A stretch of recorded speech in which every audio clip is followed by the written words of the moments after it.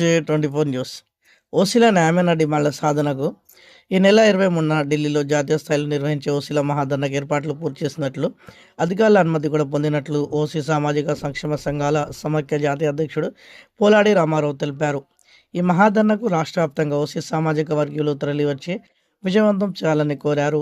ఈ మేరకు ఢిల్లీలోని జంతర్ మంతర్ వద్ద నిర్వహించ తలపెట్టిన జాతీయ స్థాయి ఓసీల మహాధర్నాకు 5 ప్రత్యేక రైళ్లలో ఓసీలు కదలి వచ్చుటకు ఎక్కడిక్కడ స్వచ్ఛందంగా ఏర్పాట్లు పూర్తి చేసినట్లు, ఇందులో హైదరాబాద్ నుంచి ఒకటి, హాజీపేట నుంచి ఒకటి, విజయవాడ నుండి మరో రైళ్లు వస్తున్నారని తెలిపారు.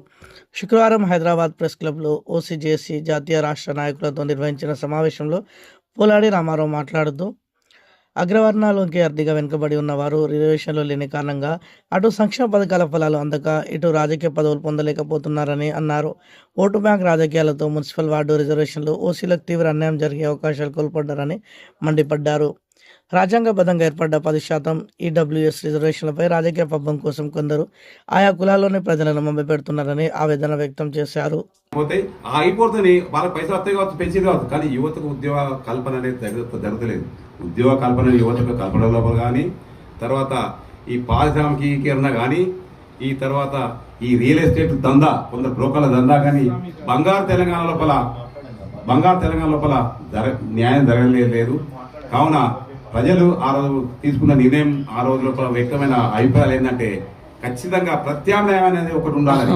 ఎందుకంటే మనం చూస్తున్న ఇప్పుడున్న పాలక పార్టీలు ఎవరు కూడా తెలంగాణ ప్రజల బలమైన ఆకాంక్ష అనేటువంటి మన ఉద్యమకాలు ఎంతో ఉవ్వెత్తుగా ఎగిసిపడ్డ సకల జనులతో చేసినటువంటి బంగారు తెలంగాణ ఆకాంక్ష నెరవేరలేదు కనుక ప్రత్యామ్నాయ పాటగా ఎదురు చూస్తున్నారు. శ్రీమతి కవిత గారు ఒక మంచి నిర్ణయం తీసుకున్నారు. ఎట్లా అంటే సరే, కొందరు వ్యతిరేకించవచ్చు, కొందరు సమర్థించవచ్చు, కొందరు కుటుంబ వ్యవహారాలు అనొచ్చు. మేము మాత్రం ఆమె తీసుకున్న నిర్ణయం ఒక మంచి నిర్ణయం అని చెప్పి మేము ఈ సందర్భంగా చెప్తున్నాం. ఎందుకంటే నిధులు నియామకాల లోపల కానీ ఎక్కడ కానీ అన్యాయం జరిగింది. ముఖ్యంగా చూస్తే బహుజనులు కూడా తీవ్ర స్థాయిలో అన్యాయం జరిగింది. ఇది బహుజనుల ఆకాంక్షలకు ధ్యేయంగా తెలంగాణ ఆకాంక్షకు మద్దతు పలికే విధంగా ఒక తెలంగాణ రాష్ట్ర బహుజన పార్టీగా ఒక బలీయమైనటువంటి పార్టీ రావాలని చెప్పి అందరూ ఆకాంక్షిస్తున్నారు. అందులో కవితమ్మ కూడా ఈ నిర్ణయానికి వారు కూడా నిన్ననే కూడా చర్చ జరిగింది ఉద్యమకాలతో. మొన్న కూడా రౌండ్ టేబుల్ సమావేశం జరిగింది. అన్ని మేధావులతో, బీసీ సంఘాలతో, ఎస్సీ సంఘాలతో, అన్ని సంఘాలతో జరిగింది. అందరి బలీయమైనటువంటి ఆకాంక్ష ఏంటంటే ప్రస్తుత పరిస్థితుల్లో చూస్తుంటే ఏ రాజకీయ పార్టీలు కూడా తెలంగాణ రాష్ట్రానికి, తెలంగాణ మనం ఏదైతే కొట్లాడి తెచ్చుకున్న తెలంగాణ లోపల న్యాయం జరుగుతలేనటువంటి బలీయంగా వచ్చిన యొక్క కవిత గారు తీసుకున్నటువంటి నిర్ణయం సమంజసం. దీనికి ఖచ్చితంగా యావత్ తెలంగాణ ప్రజానీకం మద్దతు పలుకుతుంది. మా ప్రజా సంఘాలు అన్నీ కూడా ఒక్క ఓసీ సంఘాన్ని కాదు, రైతు ప్రజా సంఘాలు, మిగతా సంఘాలు అన్నీ కూడా త్వరలో అందరు బయటకు వస్తారు. కవితమ్మ గారు పెట్టేటువంటి రాజకీయ పార్టీ అనేటువంటి తెలంగాణ రాష్ట్ర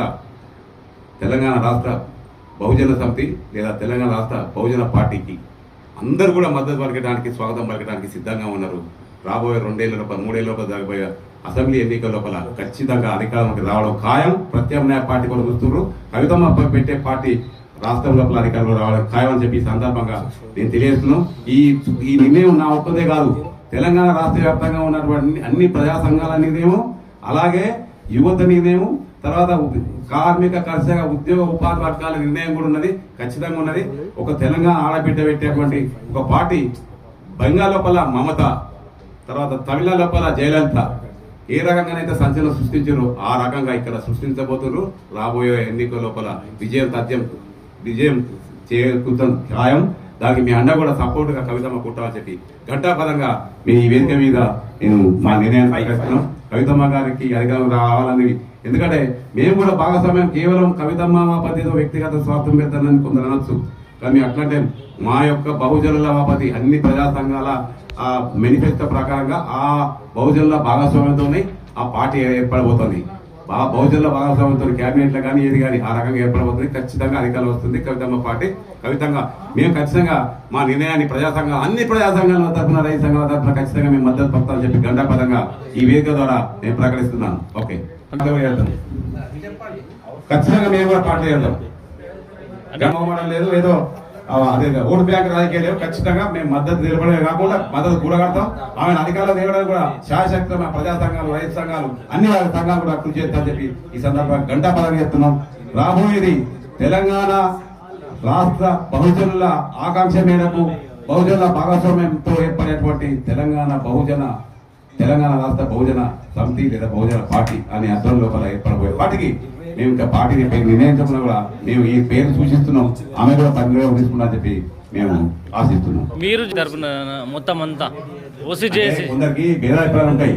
ఒక సంఘం అన్నాక అందరూ ఒక ఏకపక్షంగా ఈ పొలాల రామారావు ఒకటి ఈయనెవరు ఏకపక్షం ఇయంత అని కాకుండా నేనైతే మా పార్టీల మద్దతు కూడా మా సంఘాల మద్దతు కూడా పోగడతా.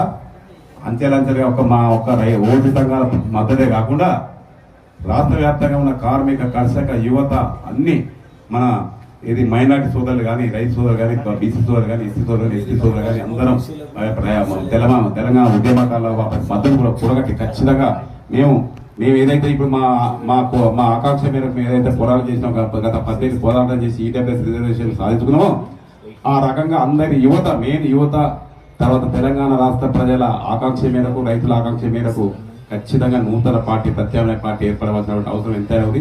దానికి ఖచ్చితంగా మనం ముందు ఉండాలని చెప్పి మీ పాత్రికేయ మిత్రులు కూడా సహకరిస్తారని ఖచ్చితంగా మీరు కూడా తర్వాత